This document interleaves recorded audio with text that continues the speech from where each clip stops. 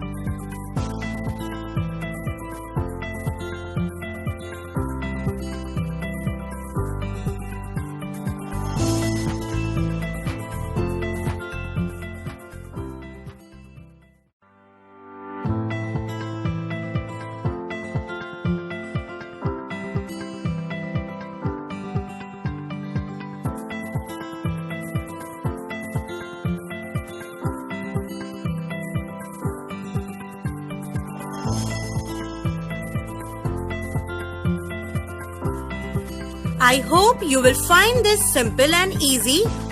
Now pack these cutouts in any box in your own style, which will surprise your kids, and I'm sure they will love and enjoy it too. How to assemble these animal faces cutouts? Please visit the link given in the description.